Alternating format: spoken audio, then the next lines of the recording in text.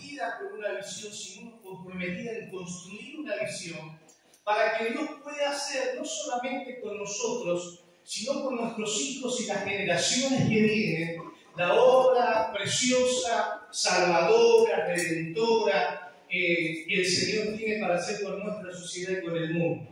Amén. Así que el anhelo de Dios es usarnos a todos nosotros y a los que van a venir también. Amén. Dígale que está a su lado, Dios te quiere usar en este tiempo. Mire, el corazón del apóstol Pablo tenía una preocupación por los hermanos de la iglesia de Galacia, porque Pablo anhelaba de todo corazón que Cristo creciera en la vida y en el corazón de cada uno de los hermanos. Y Pablo estaba preocupado por poder ver el crecimiento espiritual de su gente, de la iglesia. Le leo algunos versículos para hacer una introducción y después nos vamos a meter de lleno en el mensaje. Gálatas capítulo 1, versículo 15 dice: sin embargo, dice Pablo, Dios me había apartado desde el vientre de mi madre y me llamó por su gracia cuando Él tuvo a bien. Amén. Pablo está hablando del vientre. Dios me había apartado, me apartó, pero cuando Cristo decidió en su tiempo, me llamó. Versículo 16: al revelarme a su Hijo para que yo le predicara entre los gentiles, dice, no consulté con nadie. Había un llamado de Dios para Pablo. Pero en el versículo 4, capítulo 4, versículo 19, Pablo expresa la preocupación que tiene por ver a Cristo manifestado en la vida de los hermanos. A Cristo manifestado en la vida de los hermanos. Entonces dice: queridos hijos, por quienes vuelvo a sufrir dolores de parto hasta que Cristo sea formado en ustedes. Diga conmigo: hasta que Cristo sea formado en mí. Mira que tiene a su lado, dile: Cristo, dile, tiene que ser formado en tu vida. Amén. Cristo tiene que ser formado. Y esta es la preocupación de Pablo, que Cristo sea formado en el corazón de los hermanos. Es importante, hermanos, conocer a Cristo en revelación. Pablo, antes de conocer a Jesús, que es lo que nos habla en Hechos capítulo 9, donde él tiene su encuentro con Cristo, Pablo conocía la Escritura. Había sido enseñado, y la Escritura dice que la letra, hermanos, mata más el espíritu, vivifica. ¿Por qué pasa esto? Porque a veces nos perdemos en la letra, nos llenamos de conocimiento, pero lamentablemente nos perdemos de la persona de Jesús. Es como José y María cuando pierden a Jesús a sus 12 años y no lo encuentran. Cristo se nos pierde en la vida cristiana. Tenemos el conocimiento, adquirimos conocimiento, crece nuestro intelecto, pero la persona de Cristo no se forma en nuestra vida. Como no se forma en nuestra vida y no se ve, perdemos la oportunidad de que Cristo viva y se manifieste en nuestras casas, en nuestra familia. ¿Y por qué lo digo? Porque la familia, hermanos, es donde se vive a Cristo. Es donde se vive a Cristo. Yo no vengo a Cristo a buscar un culto, yo vengo a compartir mi fe en comunidad.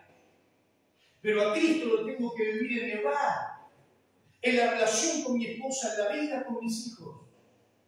¿Y por qué es importante esto? Que Cristo, hermanos, sea vivido en los hogares. Porque la iglesia está en la casa. La iglesia no se transforma en un centro evangelístico. La iglesia se transforma en un lugar donde vivimos a Jesús. Y le voy a explicar por qué es importante. Es importante entender esto porque hay un modelo que tenemos que comprender para ser una iglesia no solamente que conozca una visión, sino que esté comprometida con él. Amén. ¿Estamos bien hasta ahí? Bien. Levante su mano conmigo, diga bien fuerte conmigo: nosotros somos precursores de la visión de Dios. Dígalo bien fuerte otra vez: somos precursores de la visión de Dios. ¿Qué es un precursor? Un precursor es una persona que marca historia. Es una persona que viene a abrir un camino diferente, un camino que nadie lo transita, un camino nuevo. Es usted que Dios lo rescató y lo llamó a marcar la diferencia y a marcar una historia en su historia familiar. en la vida familiar. ¿Me está comprendiendo?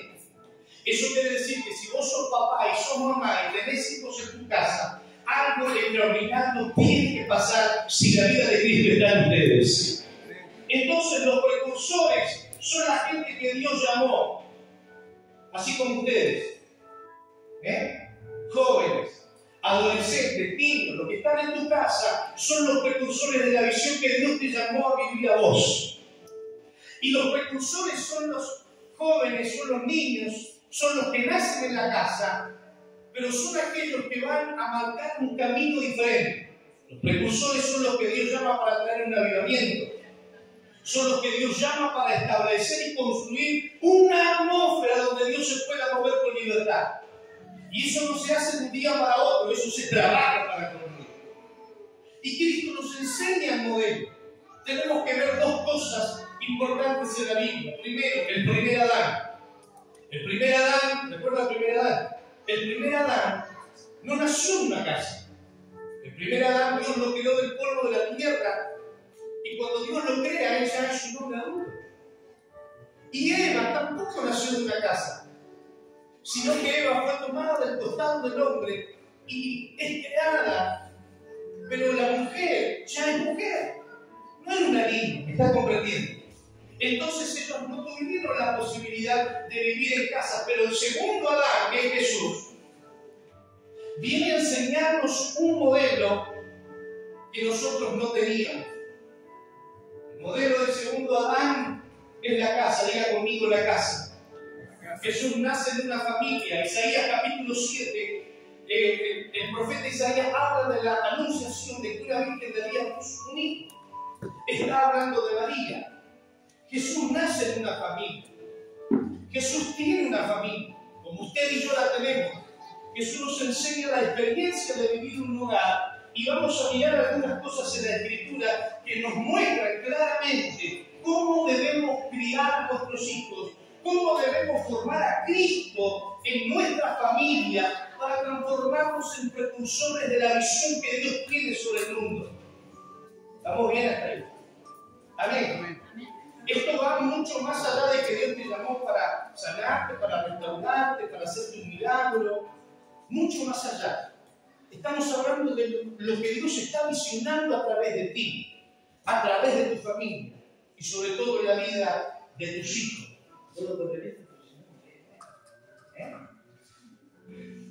Bien, vamos a mirar algunos pasajes, por favor. ¿Está conmigo? Amén. Bien.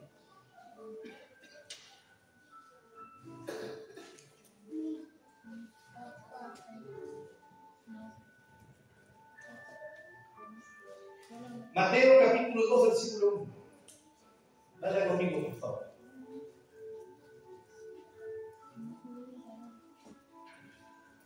Mateo capítulo 2, versículo 1. Hay tres lugares que la Biblia nos habla donde vivió Jesús. Tres casas.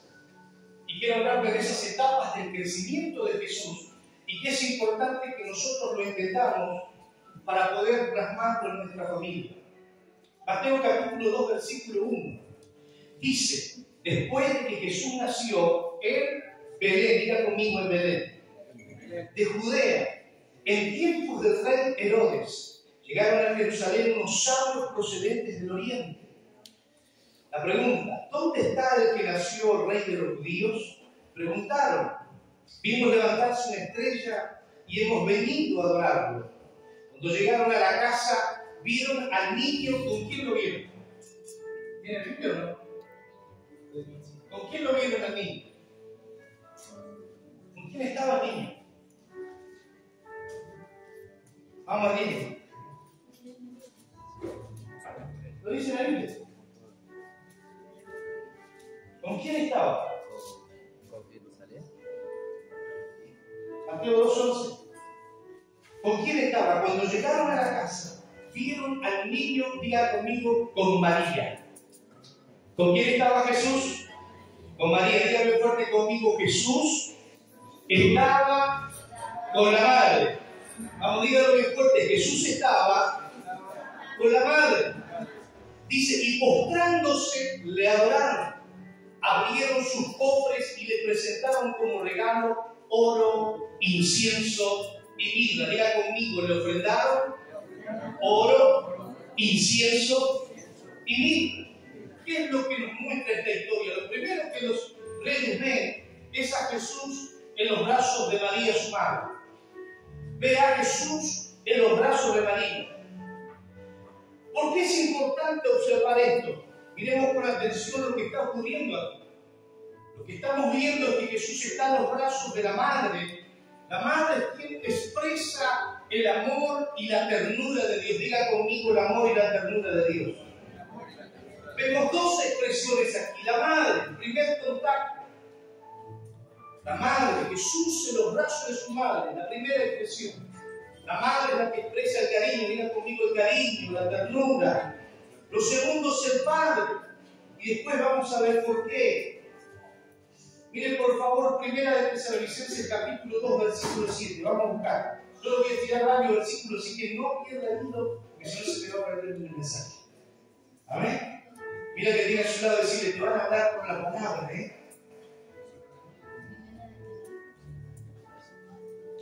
¿Estamos bien?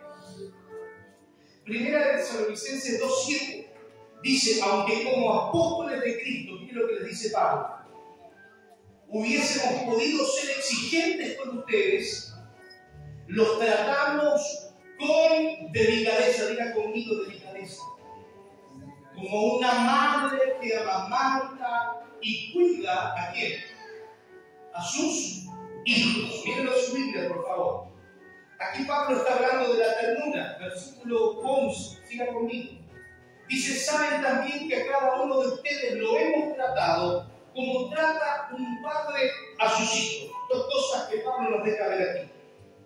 Los hemos animado, consolado, exhortado a llevar la vida digna de Dios que nos llamó a su reino y a su gloria. Así que no dejamos de dar gracias a Dios, porque al oír de ustedes la palabra de Dios que les predicamos, la aceptaron no como palabra humana, sino como la que realmente es palabra de Dios, la cual actúa en los creyentes. ¿Dónde actúa la palabra? En los creyentes. Pablo está hablando del apostolado y está hablando de cómo fueron formando a Cristo en el corazón de la gente. Pablo dice, primero, nos hemos tratado como una madre, no fuimos duros, no fuimos exigentes, sino que los tratamos como una madre. Algo que tenemos que aprender en el liderazgo de la iglesia, y ustedes como miembros de iglesia, es que cuando la gente llegue a su iglesia, cuando llegue a los cultos, cuando venga gente al Señor a ustedes, no pueden tratarlas como padre, tienen que tratarlas como madre, con ternura. No diciendo, bueno, mira que si pecaste va al infierno, no exigiendo obediencia para no recibir condenación, sino Pablo le está diciendo, primero como madre, los amamantamos, los cuidamos, le damos ternura, atendemos sus heridas, atendemos sus problemas, sus necesidades. La maternidad dentro de una familia es importante. La madre es la parte tierna. Pablo dice que también los tratamos como padres, les exhortamos, les exigimos, con la finalidad de que fueran obedientes. El padre de la casa se ve como un hombre, pero el padre es el que impone la obediencia. ¿Qué hace el padre? Impone la obediencia. Y la madre es la que dice, no seas tan duro con el nene. No le hables así. Tiene 40 años y la mamá todavía no tiene para acá. Pero la madre es la que expresa la ternura. Pablo nos muestra esas dos partes que son importantes, tanto en la función de José como en la función de María. Entonces la madre es la parte, diga conmigo, la parte tierna. Y el padre es la parte que exhorta. Es el hombre que lleva la palabra de Dios. En la sinagoga iban los padres y los hijos varones. Las mujeres no eran enseñadas por los sacerdotes, sino que el esposo tenía la obligación de exhortar a la familia. ¿Me está comprendiendo? Amén. Entonces, vamos a observar tres cosas que son llevadas a los pies de Jesús, estando María junto al niño. Vemos tres ofrendas traídas por los Reyes Magos. Lo primero que ven es el oro. Diga conmigo el oro. Levante su mano conmigo, por favor. Diga conmigo, en mi casa.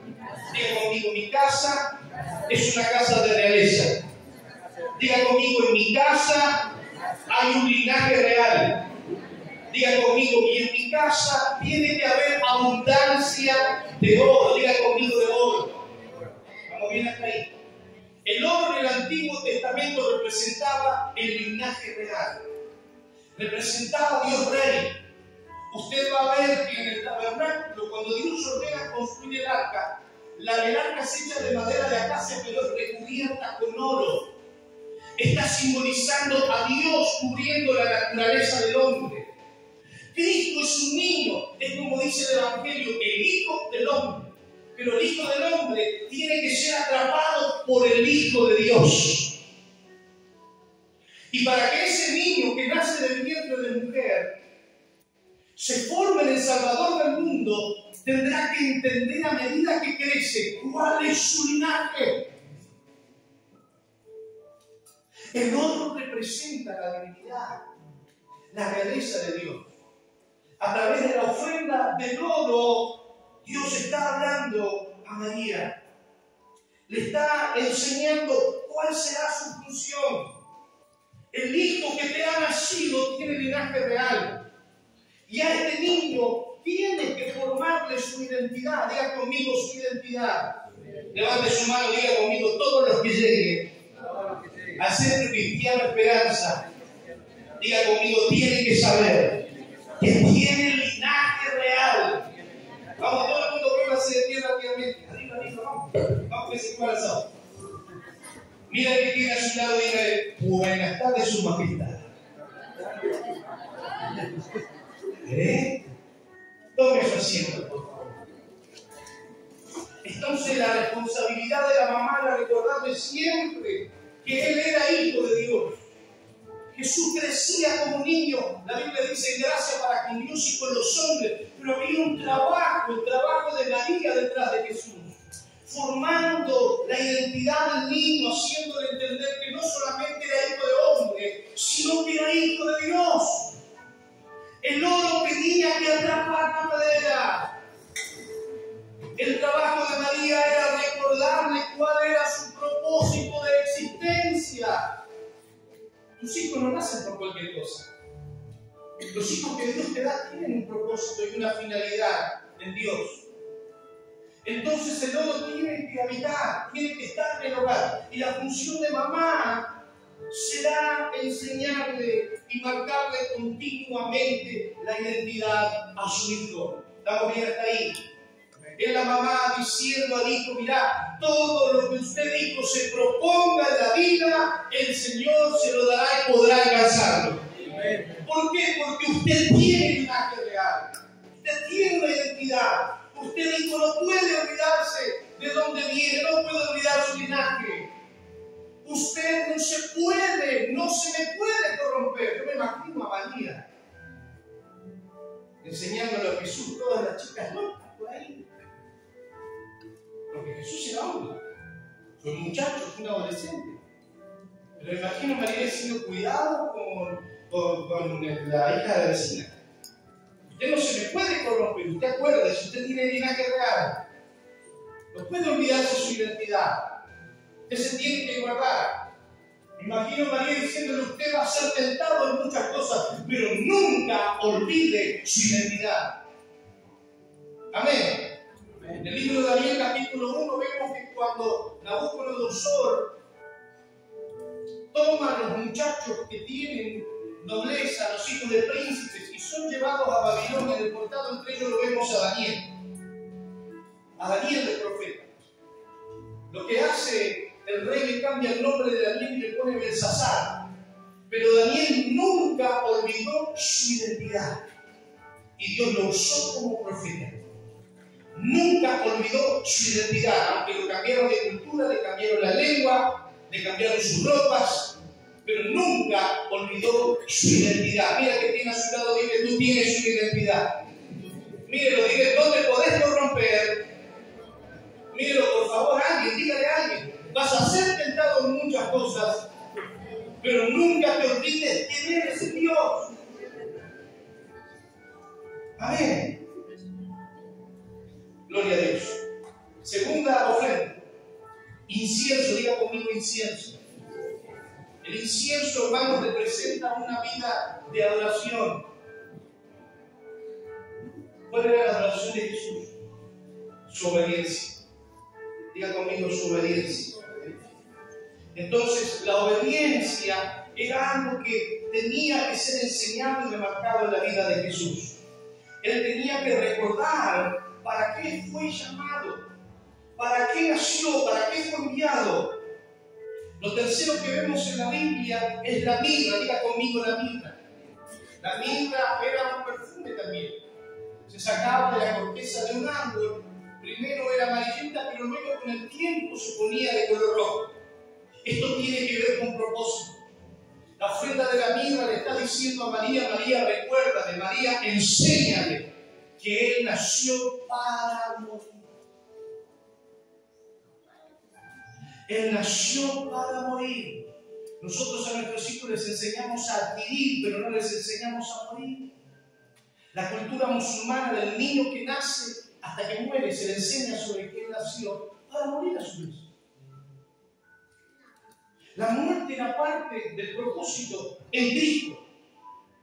Y Cristo nació, creció y fue enseñado sabiendo que luego sería entregado. ¿Por qué la Biblia nos marca esto dentro de una casa en Belén? Muestra esto dentro de Belén porque es importante formar la vida de nuestros hijos. Es importante marcar la vida de nuestros hijos. En la antigüedad los niños se proyectaban conforme al propósito. Cuando Raquel muere y da a luz su último hijo, a Jacob, recuerda lo que pasa: Raquel muere y en el sufrimiento de parto al niño le pone Benoni, que significaba el hijo de mi dolor. Pero Jacob le cambia el nombre, le pone Benjamín, que significa mi mano derecha. No sería hijo para el dolor, ni un recuerdo traumático, sino un hijo que tomaría posesión de autoridad. Entonces, si vamos a criar a los hijos, hagámoslo como yo hice. ¿Estamos de acuerdo hasta ahí? Amén. Miren, la Biblia nos cuenta en el Evangelio según San Lucas, léalo en su casa en el capítulo 1. Vinieron 400 años, el último libro que se escribe en el Antiguo Testamento es el libro de Malaquías. Pasaron 400 años de silencio. Dios no había hablado hasta ahí. Pero resulta ser que Dios le habla al sacerdote Zacarías. Léalo, Lucas capítulo 1. Le habla a Zacarías. Dice que Zacarías pertenecía al grupo de los sacerdotes de Abías, y su esposa Elizabeth pertenecía a la tribu de Leví, la descendiente de Aarón. Presten atención. Y dice que un día que Zacarías le toca por suerte ir a ministrar a la casa de Dios, el ángel le dice y le aparece a la derecha del altar de incienso. Y el ángel le habla, le da una palabra. Dice que Zacarías era viejo y su esposa era vieja. Y dice que Elizabeth era estéril, no podía tener hijos. Pero el ángel le habla.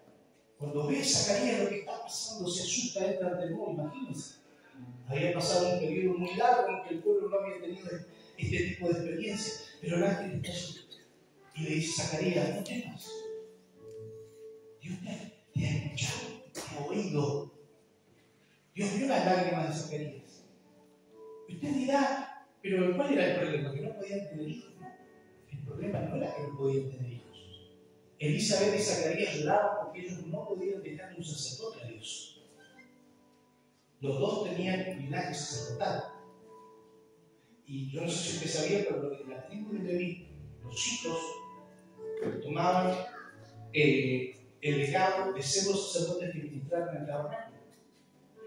Y Zacarías, siendo sacerdote, y su esposa, teniendo descendencia lógica, estaban inhabilitados de darle un sacerdote a Dios. Hermanos, usted y yo no podemos pretender menos. Si vamos a darle a Dios, vamos a darle lo mejor. Y si vamos a entregarle a nuestros hijos a Dios, le vamos a dar sacerdotes a Dios. Le vamos a dar precursores de la visión de Dios, gente entendida en lo espiritual. Hijos que no solamente conozcan a Jesús por teoría, sino que conozcan la persona de Cristo, porque Cristo fue formado en el papá y la mamá. Entonces tienen la vida de Cristo en su hogar. Hay una mamá que les enseñó linaje, una mamá que les enseñó propósito, una mamá que lo cubrió con ternura. ¿Cómo es la vida de Cristo en tu casa? Ese podría ser el cierre del mensaje. ¿Cómo es la vida de Cristo en tu hogar? No en la iglesia, en tu casa. ¿Cómo es? ¿Cómo son los momentos con la familia? Los almuerzos, la cena. ¿Cómo es cuando llegas del trabajo? Mamá, ¿cómo sos cuando llegas del colegio? ¿Cómo sos cuando te repite un año, cuando no haces lo que le decís? Esa es la realidad. ¿Qué hacemos? ¿Les visita el Señor en los almuerzos? ¿Les visita? Porque la vida de Cristo en nuestros hogares tiene que fluir. Nosotros hemos vivido testimonios preciosos, a veces estamos almorzando, comiendo, y el Espíritu Santo viene y empezamos a orar. Y comenzamos a hablar de lo que Dios está haciendo, y por ahí Dios me da una palabra para uno de mis hijos, y yo la exhorto, y cuando yo la exhorto, los hermanos se paran, lo abrazan, porque entendemos que Jesús está allí, que su presencia está allí, y Cristo es formado en nosotros. Nosotros como padres tenemos la responsabilidad de formar esos hijos que Dios va a usar y que van a enloquecer y trastornar el mundo en el nombre del Señor. Amén. ¿Cuántos dicen gloria a Dios? Gloria a Dios. Bien, primera casa donde Jesús vivió, diga conmigo, Belén. Belén significa casa de abundancia o casa de pan. Jesús en un momento dice, yo soy el pan que descendió del cielo. Es la expresión del primer lugar donde Cristo nace, donde Cristo es formado.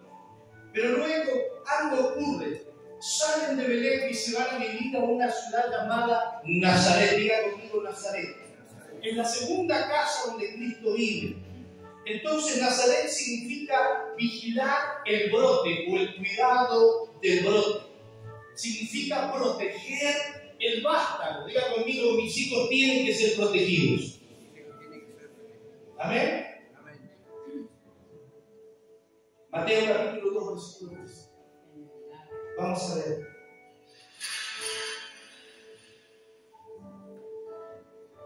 Mateo capítulo 2, versículo 13. Dice, cuando ya se habían ido, un ángel del Señor se le apareció en un sueño. ¿A quién? A José. Ahora a José. Primero vemos la imagen de María por el niño, los reyes, trayendo una ofrenda memorial. Pero ahora vemos que Dios está hablando con José. La parte paterna que habla el apóstol Pablo. Primero los cuidamos, le damos ternura como una madre, pero ahora como padre les hemos corregido, exhortado, enseñado. Nazaret es la casa que significa el cuidado del vástago. Es el lugar donde ahora Cristo va a recibir la paternidad de José y donde él tiene que ser protegido y cuidado por el amor de padre. Diga conmigo de padre. Cuando ya se habían ido, un ángel del Señor se le apareció en sueño a José y le dijo, levántate, toma al niño y a su madre y huye de aquí. Quédate allí hasta que yo te avise, porque Herodes va a buscar al niño para matarlo. ¿Qué iba a hacer Herodes? A buscar al niño para matarlo. Mire, si hay algo que el diablo busca es destruir a sus hijos. Busca destruir nuestra familia, busca dañar a nuestros hijos. ¿Por qué? Porque en ellos está la simiente de Cristo. Hay una simiente espiritual en la vida de ellos, la cual Satanás busca destruir. Pero ahora, el niño Jesús iba a ser buscado para ser destruido, pero el ángel se adelanta y habla a José. No lo hace María, lo dice a José. Quédate allí hasta que yo te avise, porque Herodes va a buscar al niño para matarlo. Mateo versículo 14, 2:14. Así que se levantó cuando todavía era noche, tomó al niño y a su madre y partió para Egipto, donde permaneció hasta la muerte de Herodes. De este modo se cumplió la palabra del Señor que había dicho por medio del profeta: de Egipto llamé a mi hijo. Cuando Herodes se dio cuenta de que los sabios se habían burlado de él, se enfureció y mandó a matar a todos los niños menores de 2 años en Belén y en sus alrededores, de acuerdo con el tiempo que había averiguado de los sabios. Versículo 17. Entonces se cumplió lo dicho por el profeta Jeremías. Se oye un grito en Ramá, llanto y gran lamento. Es Raquel que llora por sus hijos y no quiere ser consolada. Sus hijos ya no existen. Después de que murió Herodes, el ángel del Señor se le apareció en sueños. ¿A quién se le apareció? A José en Egipto. Y le dijo: levántate, toma al niño y a su madre y vete a tierra de Israel, que ya murieron los que amenazaban con quitarle la vida al niño. Así que se levantó José, tomó al niño y a su madre y regresó a la tierra de Israel.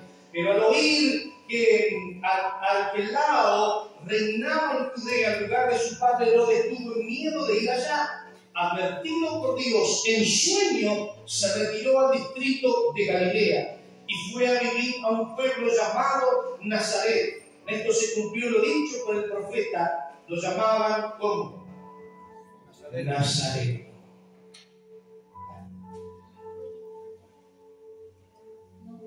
Nazaret es el lugar donde Cristo vive hasta los 30 años. Hubieron 18 años en que la Biblia no nos muestra nada extraordinario. Es como que es el tiempo donde no pasa nada. Diga conmigo, el tiempo donde no pasa nada. Usted pone todo en casa. Usted educa a los hijos, los acompaña, les da palabra. Dios quizás te habló cuando tu hijo estaba en el vientre de lo que Dios iba a hacer con él. Y vos decís, pero no pasa nada extraordinario. José, lo que hizo durante todo ese tiempo fue algo que se llama, y lo que dice el apóstol Pablo a los Gálatas, exhortación. Diga conmigo, exhortación. Jesús con José iban a la sinagoga, como era de costumbre. El niño durante todos esos años fue exhortado, fue incluido, y se le enseñó lo que se llama obediencia. Diga conmigo, obediencia. Nazaret fue el lugar donde el vástago tenía que ser protegido, donde tenía que ser guardado, donde tenía que ser cuidado, pero es el lugar de la exhortación. ¿Qué es lo que no puede faltar en casa? ¿Qué es el consejo del Padre, la palabra del Padre?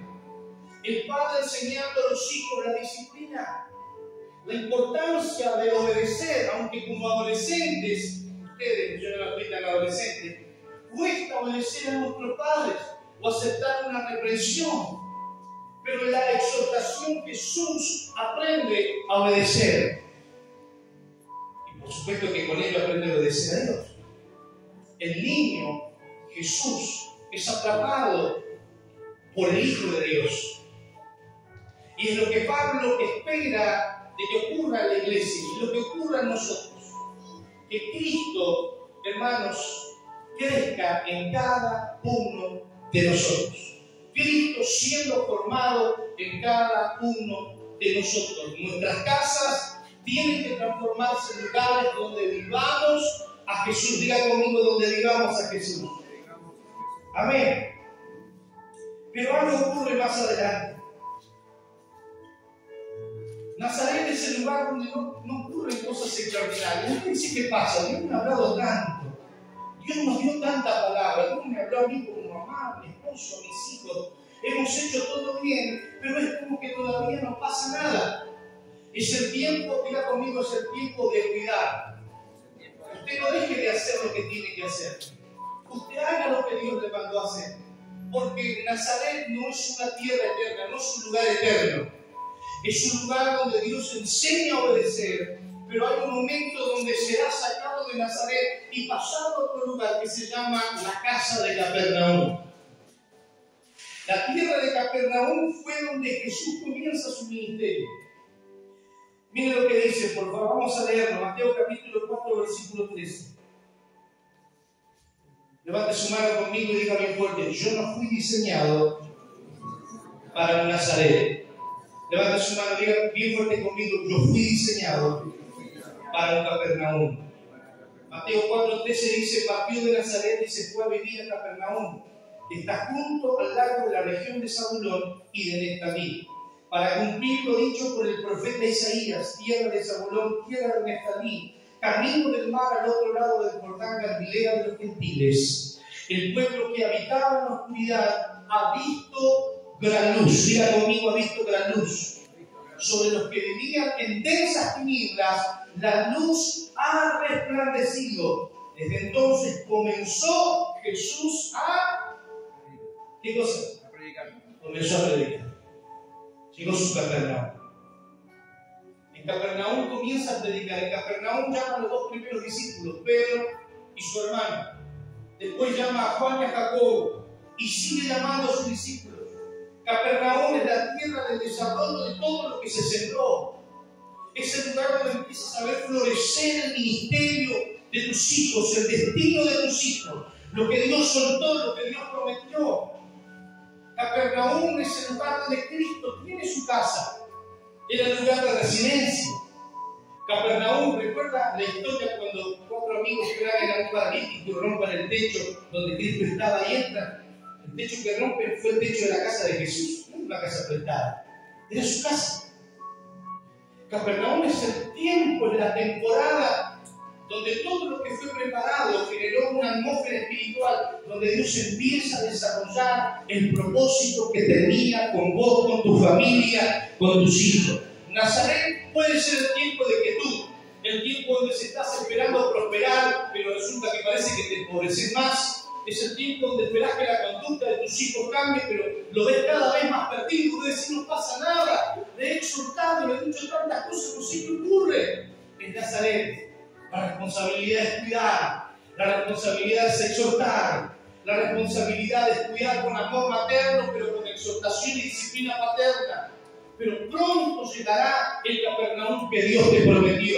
Amada iglesia, una iglesia que tiene una visión de gente que es precursora de una visión divina, es una iglesia que sabe construir, y ese construir es generar un ambiente donde Cristo pueda desarrollarse. Amén. ¿Estamos bien hasta ahí? Nuestros hogares tienen que reflejar la vida de Cristo. Amén. Póngase de pie, por favor. Mire, quería hablar en paralelismo sobre estas dos personas, Juan y Jesús. Fue más o menos en las mismas épocas, no había diferencia de edades entre ellos. Pero Juan fue el que Dios escogió para preparar el camino de Jesús. Y algo que podemos destacar en la vida de Zacarías y de Elizabeth es que el niño Juan creció en un ambiente espiritual bastante importante. Primero vemos que él nació en un lugar de justicia. Dice que Zacarías y Elizabeth, su mujer, eran personas justas. Dice que hacían lo recto delante de Dios. Ustedes como padres, sin preguntarles nada, ustedes saben si son rectos y justos.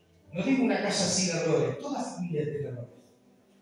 Pero sí hablo de una casa donde somos personas que reconocen sus errores y permiten que Cristo sea formado en ellos para luego hacerlo en la vida de sus hijos. Lo segundo que había era gente de trabajo, diga conmigo, gente de trabajo. No era cualquier gente, era gente que ministraba a Dios. Una casa, una iglesia donde se forma a precursores de una visión divina es una casa de servicio. Usted no fue llamado para estar desocupado. Usted fue llamado para servir. Usted tiene dones, tiene talentos, tiene capacidades que tiene que desarrollar. Muchas de ellas no las has desarrollado por miedo o temor, pero es tiempo que dejes el temor y el miedo y comiences a hacer lo que Dios te está llamando. Lo que Dios le dijo a Zacarías, no tengas temor, Dios te escuchó. Dios te oyó. La casa es un lugar de desarrollo. Diga conmigo, un lugar de desarrollo. Mira, viene a su lado decirle, no tengas miedo de servir a Dios en la iglesia. Decirle, no tengas temor de hacerlo. Hay que construir una atmósfera, una iglesia donde todos puedan desarrollar lo que Dios les dio. Donde la gente diga, no, yo tengo miedo, la verdad que no soy tan justo como los demás. Una casa justa, donde haya rectitud y obediencia, pero no una casa donde se levanta el dedo para culpar, para condenar, sino un lugar donde haya crecimiento. Y lo tercero que vemos en la vida, por ejemplo, de Zacarías como padre y Elizabeth, era gente de oración. Cuando Zacarías, el pueblo ve que Zacarías entra, Todo el pueblo afuera estaba orando, cultura de oración. Y Dios le dice a Zacarías que Dios lo escuchó a él y lo escuchó a Elizabeth. Esto quiere decir que una iglesia que ora es una iglesia que forma precursores. Una iglesia que aprende a ser intercesora es una iglesia donde pueden ocurrir cosas extraordinarias. La intercesión no tiene que ver con tu felicidad. Muchas veces hemos creído que Dios nos llamó para ser felices, que en realidad Dios te ve a vos, pero ve la felicidad de otros.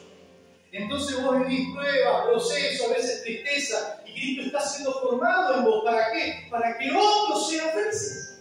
Entonces la vida del intercesor es el que a veces posterga sus necesidades y ve las necesidades de otros para que sean cubiertas por Dios. Amén, amada iglesia. Amén. Este mensaje que yo les predico no van a ver los resultados ahora, los van a ver en unos años. Si usted toma la palabra y se la lleva a casa. Amén. Tiene sus hijos cerca, tome a sus hijos, por favor, la familia. Y si hay adolescentes o jóvenes que mandan con sus padres, acérquense a alguna familia, por favor. Vamos rápidamente. No se pierda nada. Ustedes también. ¿Sí?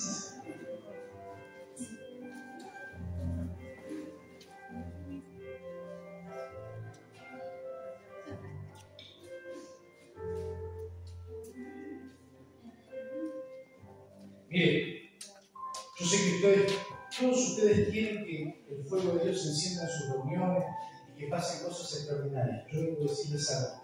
Dios va a comenzar el fuego de las casas. Usted en su casa no va a reflejar el fuego de la iglesia. Usted va a reflejar en la iglesia el fuego que hay en su casa. Usted va a venir a reflejar a la iglesia lo que está ocurriendo en sus hogares, lo que está ocurriendo en sus matrimonios, lo que está ocurriendo en la vida de sus hijos, lo que está ocurriendo en la vida de sus nietos. Lo van a venir a reflejar el templo. Pero quiero decir que eso comienza allá, en el hogar. Y en el hogar es donde Dios va a levantar precursores. ¿Qué quiero decir con esto? Que la visión no se muere, que la visión no se pierde, la visión crece. Entonces, la familia lo que va a hacer en este tiempo es construir ese lugar donde Dios pueda manifestar su avivamiento y su visión y sus propósitos a través de nuestros hijos. Y vuelvo a remitirme lo que dije hace un rato. No le dé a Dios cualquier cosa. Dios miró el corazón de Zacarías y Elizabeth siendo viejos, teniendo esterilidad, porque en ellos había clamor, había intercesión por el pueblo, por la nación, pero en el corazón de ellos había un solo deseo: darle a Dios un sacerdote. Entonces no pretendas darle a Dios menos, dale a Dios lo mejor. Soltar a tus hijos al Señor. Quizás tu hijo está perdido, lo has invitado a 10 minutos a la iglesia y quizás no quieres saber nada. Soltáselo a Dios. Dile: Señor, yo quiero darte un sacerdote, quiero darte lo mejor. Poné tus hijos en las manos de Dios, que es el lugar donde van a estar más seguros. Quizás no hiciste las cosas tan bien, cometiste errores como nosotros como padres. Pero Dios tiene el poder para sanar y para restaurar. Quizás es el tiempo donde hay que sentarse en familia y sacar los trapitos al sol, volver las cosas y pedirnos perdón. A veces creemos que el reconocer delante de nuestros hijos nuestros errores es perder autoridad y en realidad es ganar. Los hijos tienen que saber que a veces cometemos errores, pero también tenemos la oportunidad de recibir perdón. Y tenemos la oportunidad de enmendar nuestros errores. Toda persona tiene esa capacidad de enmendar sus errores. Quizás no fuiste el mejor esposo, la mejor esposa, quizás no fuiste fiel, quizás viviste bajo traición, desengaños, mentiras, quizás fuiste un padre golpeador, quizás fuiste tantas cosas. Pero si Cristo te perdonó, Él te da una nueva oportunidad de construir quizás lo que tú no tuviste. Y vos decís: yo le quiero dar amor, pero nadie me amó cuando fui niño. No sé cómo, yo he visto muchos padres que han dicho: yo no sé cómo expresar el amor. Yo lo amo, pero cuando nos encontramos discutimos y a veces estamos ahí, es como que hay una pared, pastor. Siento que me quiere abrazar y no puedo, siento que yo quiero y tampoco puedo. Cuesta dar lo que no recibimos. Pero atrévete a hacerlo en el nombre de Jesús. Porque el Señor necesita sanar a la familia. En la iglesia somos todos buenos, pero en la casa es donde Dios conoce nuestras grandes miserias. Y en realidad ahí, en medio de esa miseria, de esa basura, de esa oscuridad, es donde Cristo quiere, hermanos, crecer. Es lo que Pablo decía: siento dolores como de parto por ustedes antes. Nuevamente. ¿Por qué? Porque no logro ver a Cristo formado en ustedes. Y Dios sabe el dolor que a veces sentimos como pastores, cuando vemos que exhortamos, que enseñamos, que hablamos, y a veces no vemos los resultados que queremos, que esperamos. Dolores como parto. Pero esto tiene que ser la preocupación de su iglesia, de la iglesia, de ustedes, de su comunidad. La preocupación de ver a Cristo formado en la gente. Para eso tenemos que ser gente que ame, que cuide, que sea tierna. Pero también le vamos a enseñar a obedecer a Dios con todo su corazón. Tienen los jóvenes cerca, la familia cerca, abraza, bendiga a la familia. Comienza a orar por la familia, bendiga a los hijos. Dele gracias a Dios por la familia que le dio. Dele gracias a Dios por los hijos que le dio. Hijo, quizás tus papás no son creyentes, dale gracias a Dios por los padres que tenés. Pero son borrachos contrarios. Dale gracias a Dios. Dale gracias a Dios. Señor, en esta mañana yo quiero bendecir la familia. Yo quiero agradecerte, Señor, porque tú nos enseñas a través de la palabra algo que hemos descuidado tanto y algo tan importante que nos diste, como es esta responsabilidad. Tú nos diste una familia. Quizás hubiese gustado nacer en otra familia, pero en la familia que nos diste. Quizás nos hubiese gustado ver otra realidad en la vida de nuestros hijos, pero no hay proceso que no venga de ti. Nada es ajeno a ti. Y yo quiero declarar esta mañana que viene una nueva temporada en las familias, una nueva temporada en los hogares. Señor, yo estoy aquí soltando tu palabra y declaro, Señor, que viene una nueva temporada.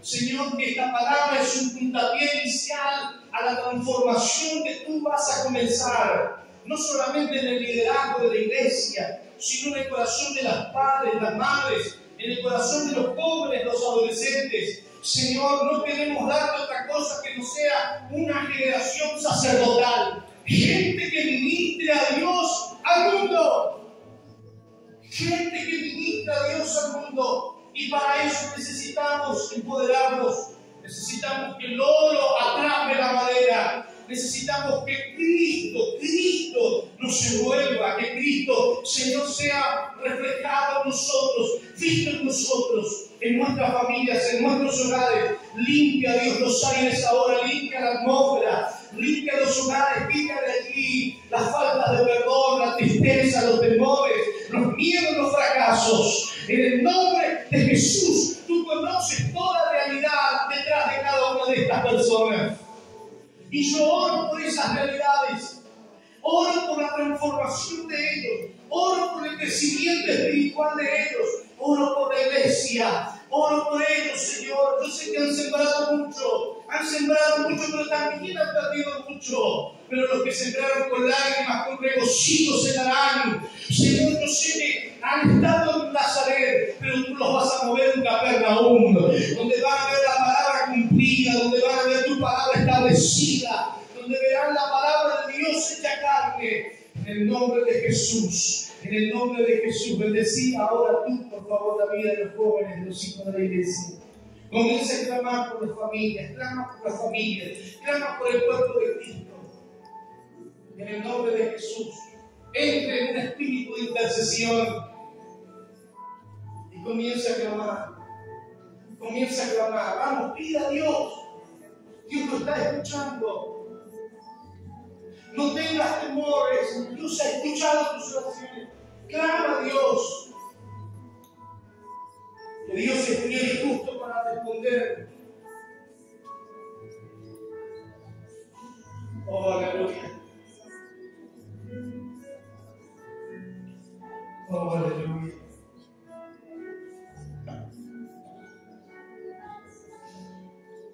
Oh, aleluya. Oh, Espíritu Santo.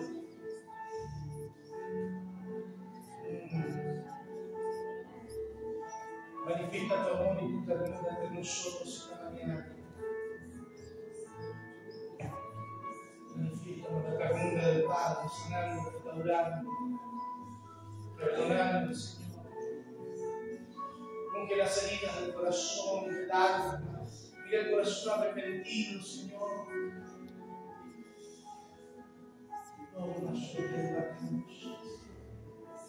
Oh, Jesus, aquí para la oh, Mashiach, aquí para la cara de Mashiach. Te pido por esta generación, Señor. Te pido por los jóvenes de la casa, te pido por los niños de la casa. Te pido por los que han de nacer en la casa, los que han de venir a la casa. Yo quiero más que entiendan su identidad y por la identidad comprendan su propósito. La iglesia es mucho más, Señor, que un lugar de gente redimida. La iglesia es un lugar donde tú desarrollas tu propósito, tu misión, donde estableces tu reino. Si hay alguien que necesita oración esta mañana, ven aquí, por favor, permítame hablar con usted rápidamente. Salga de su lugar, vamos.